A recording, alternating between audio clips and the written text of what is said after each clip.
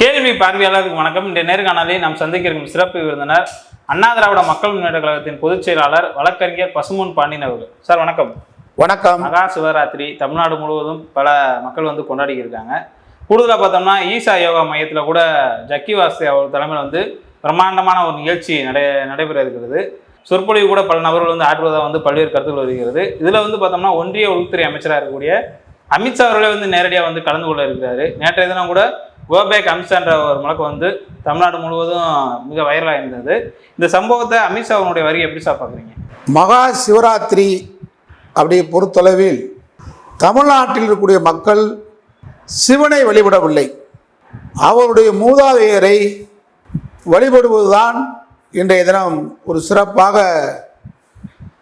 எங்கே இருந்தாலும் அவருடைய சொந்த ஊருக்கு சென்று அதை அவர்கள் குல தெய்வமாக குல தெய்வ வழிபாடாக இந்த மகா சிவராத்திரி என்பதை தான் தமிழ்நாட்டு மக்களை பொறுத்தளவில் இதில் மூட நம்பிக்கையோ இதில் பார்ப்பனர்களை வைத்து எந்த கோயிலையும் இன்றைக்கி பார்ப்பனர் இல்லாத ஒரு திருவிழாவை இன்றைக்கி தமிழ்நாட்டில் பார்க்குறோம்னா பார்ப்பனருக்கு இன்றைக்கி எந்த கோயில் இருக்க மாட்டாங்க. ஏன்னா அவன் ஊரில் இருக்கக்கூடிய பாரம்பரியமாக இருக்கக்கூடிய பூசாரிகள் தான் இருப்பாங்க. கோடாங்கி பூசாரி, சின்ன பூசாரி, இவங்க தான். இவங்க யாருன்னு கேட்டால் அந்த வம்சத்தில் அந்த மூதாதையரில் பிறந்த வழி தோன்றலாக இருக்கக்கூடியவங்க தான் இன்றைக்கி இருக்கக்கூடிய ஒரு வடநாட்டுக்கு இங்கேயும் வித்தியாசம். அந்த மகா சிவராத்திரின்றதவே பாருங்க, இன்றைக்கி தான் அந்த 60 கோடி பேர் குளிச்சிருக்காங்க பாருங்க திருவேணியில். அந்த குளியிலே குளித்து அதிலே குடித்து வாழ்ந்துக்கிட்டு இருக்காங்க பாருங்க. அசுத்தமானவன் அவனுக்கு நமக்கு என்ன வித்தியாசம் அப்படின்னு கேட்டால் இது ஒரு மூட நம்பிக்கையற்ற திருவிழா. இன்னைக்கு பொறுத்தளவில் அவங்களுடைய முன்னோர்களை வழிபடுகின்ற முறையைத்தான் தமிழகத்தை பொறுத்தளவில் வழிபட்டு கொண்டிருக்கிறார்கள். இதை அறிஞ்சிக்கிட்டு தான் ஆர்எஸ்எஸ் பாஜக இவங்களுக்கு என்ன நினைக்கிறான்னு கேட்டால் அவன் சங்கராந்தின்றான், நம்ம பொங்கல்ன்றான், தமிழர் திருநாள்ன்றான், அதை திருவள்ளுவர் தினம்ன்றான், அதை உழவர் திருநாள்ன்றான். இவன் நம்ம சங்கராந்தின்னு வரமாட்டேன்றானே அப்படின்னு நினைக்கிறான். தீபாவளியை அவன் ஒரு வாரம் கொண்டாடுறான். தீபாவளி என்ற பேரில் ஒரு வாரம் அவன் அதுக்கு பல்வேறு வழிபாடுகளை வச்சு கொண்டாடுறான். ஆனால் இங்கே தீபாவளின்றது ஒரு நாள் அவன் தீபாவளி அன்னைக்கு அவன் இதை அசைவம் அவன் சாப்பிட்றதில்ல. அன்னைக்கு அமாவாசை சாப்பிட மாட்டோம்ன்றான். இவன் தமிழ்நாடுக்காரன் தீபாவளி அன்னைக்கு நல்லா தமிழ்நாட்டில் அதிகமான ஆடு கோழி விற்பனை தீபாவளிக்கு தான். அப்போ அவனுக்கு நமக்கு வித்தியாசம் இருக்குது பார்த்தீங்களா? எல்லா வகையிலும் வித்தியாசப்படுறான். இதை வித்தியாசங்களை இல்லாமல் இவனை உண்ணாக்கணுன்றதா இப்போ அவன் இந்தியை கொண்டு வர நோக்கம் அதுதான். இவனை ஒரே வழியில் கொண்டு வர முடியலையே, எல்லா வழியிலும் தோற்று போயிருக்கான் தமிழ்நாட்டில். ஆர்எஸ்எஸ்காரன் பாஜகக்காரன் எந்த வகையிலையும் ஜெயிக்க முடியல, இவனை வெற்றி பெற முடியல தமிழர்களை. அவன் நம்ம கூட ஒத்தே வரமாட்டேன்றான் அப்படின்றான். இப்போ இந்த 60 கோடி பேர் போயிருக்கான் திருவேணிக்கு. தமிழ்நாட்டிலேருந்து ஒரு 1000 பேர் 100 பேர் கூட போகல. ஏன்னா இவனுக்கு தெரியும் அது புனிதமான நீர் இல்லை, பாதுகாப்பு இல்லை, அந்த நீரில் குளிச்ச உடம்புல வியாதி வரும்னு தமிழுக்கு தெரியும். ஆனால் கடவுள் நம்பிக்கையாளராக இருப்பான், ஆனால் அங்கே போக மாட்டான். ராமேஸ்வரத்தில் போய் குளிப்பான், ஆனால் அங்கே போக மாட்டான். இதுதான் தமிழ்நாட்டுக்கும் அவனுக்குள்ள வித்தியாசம். இந்த வித்தியாசத்தை அறவே போக்க வேண்டும் அப்படின்றதுக்காக தான் இந்த ஈசா மையத்தை கொண்டு ஜகத்குருவா என் பேரு ஜக்கி வாசுதேவ் கொண்டு உட்கார வச்சு யானை போற வழித்தடத்தெல்லாம் மறித்து அங்கே இருக்கக்கூடிய இயற்கை வளங்களை எல்லாம் அழித்து அங்கே ஒரு மாசு கட்டுப்பாட்டு வாரிய தமிழ்நாட்டுடைய எதிர்ப்பை எல்லாம் மீறி ஒன்றிய அரசினுடைய அனுமதியோட மோடியுடைய ஆதரவோட அங்கே நடத்திக்கிட்டு இருக்கிறான். அது ஒரு சர்வதேச பாலியல் செய்யும் இடமாக தான் எங்களை போன்றவர்கள் கருதுற மட்டும் இல்லை, நடந்த சம்பவங்கள் நெறியாளர்கள் பத்திரிகையாளர்களுக்கெல்லாம் தெரியும். கடந்த காலத்தில் அங்கே பெண்களுக்கு இந்த வகையான கொடுமை நடந்திருக்கு. தாய் தகப்ப 2 பேருமே அதே ஆசிரமத்தில் இருந்துட்டு அவங்க 2 பேருமே 2 பெண்களை அவங்களே கொண்டு போய் அந்த பெண்கள் அங்கே நல்லா இருக்கட்டும்னு விட்டுட்டு பின்னாடி அந்த பெண்களுக்கு ஏற்பட்ட அவமானங்களும் அந்த பெண்களுக்கு ஏற்பட்ட அந்த சம்பவங்கள்லாம் பார்த்து பெண்களை ஒப்படைன்னு சொல்லி நீதிமன்றத்தில் கொண்டு போய் அவங்க வழக்கு தாக்கல் பண்ணி அந்த பெண்கள் 2 பேரையும் மொட்டையடித்து அவ்வளோ அலங்கோலப்படுத்தி வச்சுருந்தான்றதை நம்ம எல்லாம் பார்த்தா நீதிமன்ற நடவடிக்கை எடுக்க சொல்லியிருக்கு. இப்போ நீதிமன்றத்திலிருந்து தப்பிப்பதற்காக தான் மோடியை கொண்டு வர்றது, மோடி அங்கே வர்றது. மகா சிவராத்திரி இன்னைக்கு பார்த்தீங்களா நாடு முழுவதும் அவங்க குலதெய்வம் கோயிலுக்கு போயிட்டு வந்துடுவான். இவன் இன்றைக்கு பார்த்தா இரவு முழுவதும் நல்ல உயர்ந்த ரகமான மது வகைகள், ஆணும் பெண்ணும் உலக நாட்டில் இருக்கணும் பூரா வர சொல்லி சிவராத்திரின்ற பேர்ல களியாட்டம் ஆடுவதுதான் இன்றைக்கு ஈசா மையத்துடைய வேலை இல்லையா? இதை மறுக்க முடியுமா? இதை யாராவது இல்லைன்னு சொல்ல முடியுமா? அங்க தணிக்கை செய்யப்பட்டு அவனுக்கு வேண்டிய ஆட்களை உள்ள அனுப்புறாங்க. இதான் நடந்துகிட்டு இருக்கு. அங்க கஞ்சா புழங்குதுன்னு சொல்லியிருக்கேன். அங்க வந்து இந்த 10 நாளா நீங்க பாத்துக்கலாம் விளம்பரம். ஏன்னா அவன் பேர் கெட்டு போச்சு. அங்க பெண்களுக்கு பாதுகாப்பு இல்லை. அது ஒரு பாலியல் தொந்தரவு செய்யக்கூடிய இடம். அது மட்டும் இல்ல, கற்பழிச்சு கொலை பண்ணிடுறான். அவங்க மனைவியே அங்கே அவங்களுக்கு ஏற்பட்ட கதி என்னன்னு தெரியாது. உள்ளே சுடுகாடு வச்சிருக்கான்.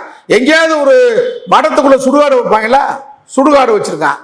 அங்க வேலை பார்க்குற பெண்கள் எல்லாம், அங்க படிச்ச பெண்கள் எல்லாம், அங்க தங்கியிருந்த பெண்கள் எல்லாம் இரவோடு இரவாக தப்பிச்சா போன வெளியே வந்து பக்கத்தில் கூடிய விவசாய கிணறுகளை விழுந்து தற்கொலை பண்ண செய்திலாம் வந்திருக்கு.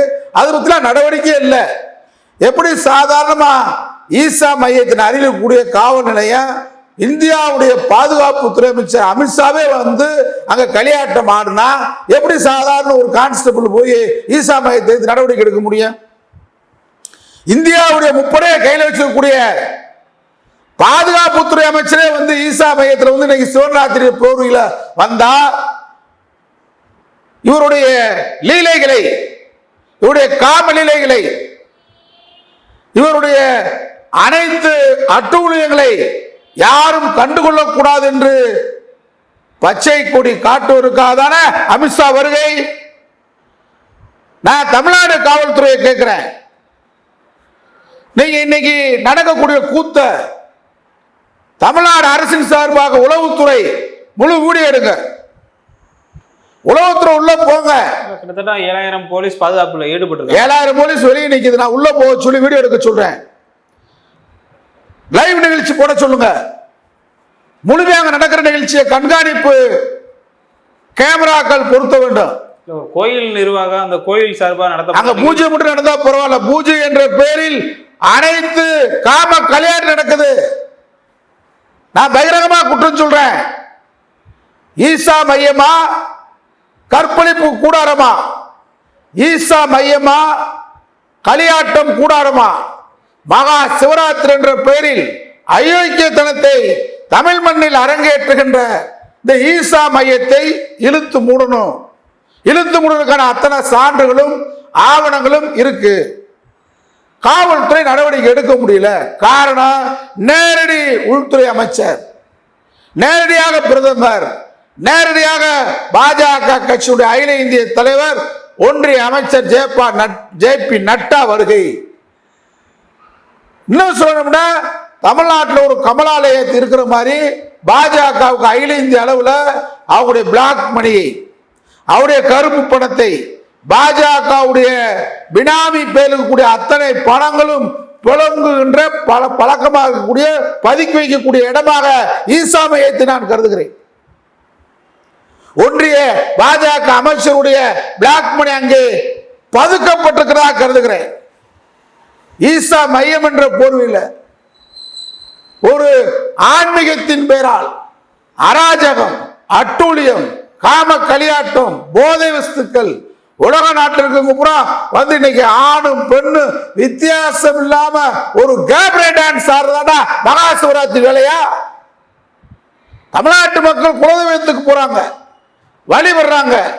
நாளைக்கு பாரி வேட்டை என்ற பேர்ல அனைவரும் விருந்து சாப்பிடுவாங்க உறவினரோட. இது நடக்கிற ஒரு பண்பாடு, கலாச்சாரம் தொண்டோடு நடக்குது. வாழ்த்துறோம், வரவேற்கிறோம்.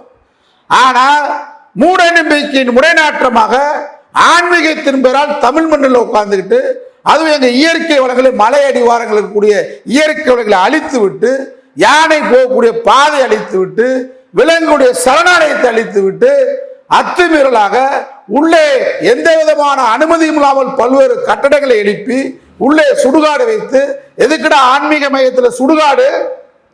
என்ன அவசரம், அவசியம்? இதையெல்லாம் மூடி மறைப்பதற்காக தமிழ்நாடு அரசை மிரட்டுவதாக, இங்கே இருக்கக்கூடிய எங்களை போன்ற பகுத்தறிவாளர்களை மிரட்டுவதற்காக ஒன்றிய அமைச்சர், அதுவும் பாதுகாப்புத்துறை அமைச்சர் அமித்ஷா வந்து அங்கே களியாட்டம் போடுவதை வன்மையாக கண்டிக்கிறேன். இதில் கூடுதலாக பார்த்தோம்னா கோபேக் அமித்ஷான்ற மாதிரியான ஒரு கருத்தை வச்சிருக்காங்க. இதற்கு முன்பாக கூட உங்களுக்கு தெரியும், கெட் அவுட் மோடின்னு சொல்லியிருந்தாங்க. இந்த 2 சம்பவத்தை எப்படி சார் பார்க்கலாம்? கெட் அவுட் மோடி என்பது தொன்று தொட்டு தமிழ்நாட்டில் 10 ஆண்டு காலமாக இருக்கக்கூடிய தமிழுடைய உணர்வுபூர்வமான ஒரு கோஷம். தமிழனை இரண்டாந்திர குடிமகன் ஆக்குவதற்காக மோடி செய்யக்கூடிய தமிழின விரோத போக்கை, திராவிட மாடல் அரசுக்கு எதிராக இன்றைய தினம் இந்தியை படித்தால்தான் நான் பணம் தருவேன், மும்மொழி குழு ஏற்றுக்கொண்டால்தான் பணம் தருவேன் என்று மிரட்டுகின்ற மோடியை கோ பேக் என்று சொல்வதை விட நான் கெட் அவுட் மோடி அப்படின்னு உதயநிதி சொன்னாரு. இன்னைக்கு ட்ரெண்டிங் ஆகிட்டு இருக்கு. அமித்ஷா யாருன்னு கேட்டா இன்னைக்கு பொய்யா பேசுறாரு. நான் இன்னைக்கு பாஜக கூட்டம் கோயம்புத்தூர் நடந்த கூட்டத்தில் அவருடைய பேச்சு, மறுசீரமைப்பில் தமிழ்நாட்டில் நாங்கள் தொகுதியை குறைக்க மாட்டோம், இது ஏமாற்று வேலை. அது மட்டும் இல்லாமல் நாங்கள் நிதியை நாங்கள் கொடுத்துட்டு தான் இருக்கிறோம். என்ன நிதி கொடுத்துருக்கோன்னு சொல்ல முடியுமா? புள்ளி வர கணக்கை அமித்ஷா சொல்ல முடியுமா? காங்கிரஸ் ஆட்சி காலத்தில் தமிழ்நாடு அரசு கொடுத்த நிதி எவ்வளவு, அவங்க எங்களுக்கு கொடுத்த நிதி எவ்வளவு, இன்றைக்கு நாங்கள் கொடுத்துருக்க நிதி எவ்வளவு, நீ எவ்வளவு கொடுக்குற? நாங்கள் 1 ரூபா கொடுத்தா 27 காசு தர்றேன். அதோட பெருமையா சொல்லிக்கிட்டாரு. மக்களை ஏமாத்திருக்காங்க. நாங்கள் மதுரையில இருந்து பேசுறோம். எய்ம்ஸ், இந்த எய்ம்ஸ் மருத்துவமனை அடிக்கல் நாட்டுகின்ற பொழுது குஜராத்தில் வட மாநிலங்களில் பல்வேறு இடங்களுக்கு ஒரே நேரத்தில் அடிக்கல் நாட்டப்பட்டது. ஒன்றிய அரசு நிதியிலிருந்து அங்கெல்லாம் பணம் போய் 2-3 வருஷத்துக்கு முன்னாடியே ஒன்றிய அரசுடைய நிதியால் கட்டப்பட்டு எய்ம்ஸ் மருத்துவமனை செயல்பட தொடங்கிவிட்டது. ஆனால் அந்த மருத்துவமனையோடு அடிக்கல் நாட்டப்பட்ட எய்ம்ஸ் மருத்துவமனையில் இன்னைக்கு காம்பவுண்ட் வால் கூட முழுக்க கட்டலை. முழுக்க இல்லை, அரை கிரவுண்டு தான் கட்டிருக்கு. ஜப்பான்காரன் நிதி ஊர்ல வட மாநிலத்தில் குஜராத்தில் அதை ஒட்டி பிற மாநிலங்களில் வட மாநிலங்களில் பாஜக ஆளக்கூடிய மாநிலங்களில் இந்தி பேசக்கூடிய மாநிலங்களில் எங்களை விட ஒன்றிய அரசுக்கு நிதி ஜிஎஸ்டி வரியா இருந்தாலும் எந்த வரியா இருந்தாலும் குறைவாக கொடுக்கக்கூடிய மாநிலங்களுக்கு நீ பணத்தை கொடுத்து எய்ம்ஸ் மருத்துவமனையை தொடங்கி வச்சுட்ட. ஆனா அதிக பணம் கொடுக்குற எங்களுக்கு நீ ஜப்பான்ட கடை வாங்கி கொடுக்குறேன்னு சொல்லிட்டு காம்பவுண்ட் வாலோட நிக்குது. இது என்ன பெருமை இருக்கு உனக்கு? இதுல என்ன பெருமை சாட்டிக்கிற?